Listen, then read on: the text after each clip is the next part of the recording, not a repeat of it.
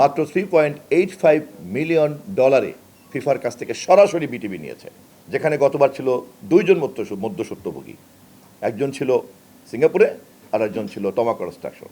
ফিফার এজেন্ট একটা Singapore company, তার এজেন্ট আবার একটা বাংলাদেশের তমা কনস্ট্রাকশন কোম্পানি, যার কোনোই মিডিয়ার সঙ্গে কোনো সংশ্লিষ্টতা ছিল না। তাকে মাঝখানে রেখে 98 কোটি টাকা ট্যাক্সের টাকা, জনগণের ট্যাক্সের টাকা, সেই ট্যাক্সের টাকা দেওয়া হয়েছিল। আর বেসরকারিদের কাছ থেকে আদায় করা হয়েছিল বাকি আপনার 40 কোটির মতো, 38 কোটি টাকার মতো।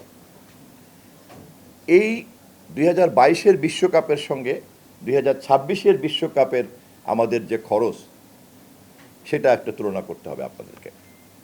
এবং এই তুলনাটা সামনে আনলেই বোঝা যাবে যে শেখ হাসিনার আমলের বিশ্বকাপ, সেখানে কিভাবে বিশ্বকাপ দেখানোর নামে দুর্নীতি হয়েছে, টাকা লুটপাট হয়েছে, মধ্যস্বত্বভোগীরা ব্যবহার করেছে, রাষ্ট্রের অন্যান্য ক্ষেত্রে যেভাবে লুটপাট হয়েছে, এখানেও কীভাবে হয়েছে। আর এই সরকারের আমলে, আমাদের নেতা তারেক রহমানের সরকারের আমলে, তার নির্দেশই ছিল মন্ত্রী হিসাবে আমার প্রতি, যে খেলা দেখাতে হবে, কিন্তু দেশের এই করুণ অর্থনৈতিক অবস্থার ক্ষেত্রে কোনো টাকা খরচ করা যাবে না। আমরা মাননীয় প্রধানমন্ত্রীর নির্দেশে ফিফার সঙ্গে লাগাতারভাবে দর কষাকষি করেছি। আমাদের প্রতিমন্ত্রী, আমাদের মাননীয় প্রধানমন্ত্রীর তথ্য বিষয়ক উপদেষ্টা, ফিফার সহযোগিতা নিয়েছি, স্পোর্টস রিপোর্টারদের সহযোগিতা নিয়েছি, অন্যান্য যাকে যখন সহযোগিতা লাগে আমরা নিয়েছি, এবং শেষ পর্যন্ত মাত্র $3.85 মিলিয়ন ফিফার কাছ থেকে সরাসরি বিটিভি নিয়েছে, যেখানে গতবার ছিল দুইজন মধ্যস্বত্বভোগী। একজন ছিল সিঙ্গাপুরে আর একজন ছিল তমা কনস্ট্রাকশন।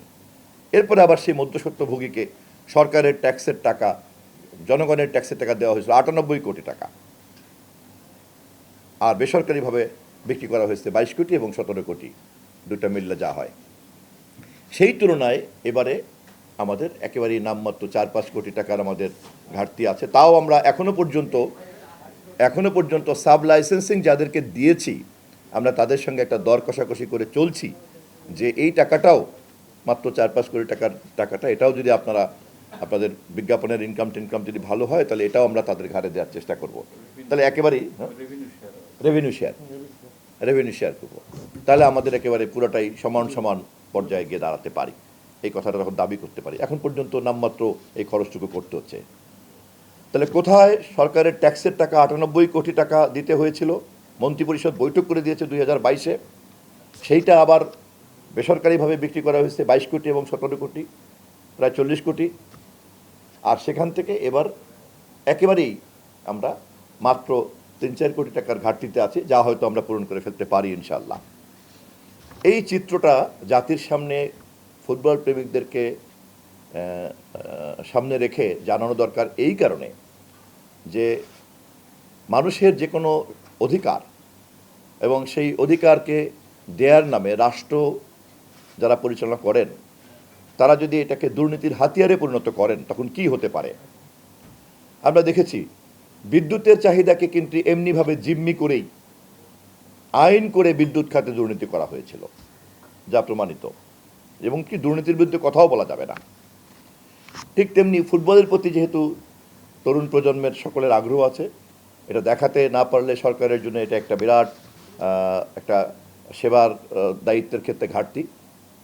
কিন্তু এটা দেখানোর নামে আবার কি পরিমাণ দুর্নীতি 2022-এ হয়েছে, তা 2026-এ তারেক রহমানের সরকারের আমাদের তথ্য মন্ত্রণালয়ের পারফরমেন্স, বিটিভির পারফরমেন্সের সঙ্গে তুলনা করলেই আপনাদের কাছে পরিষ্কার হবে।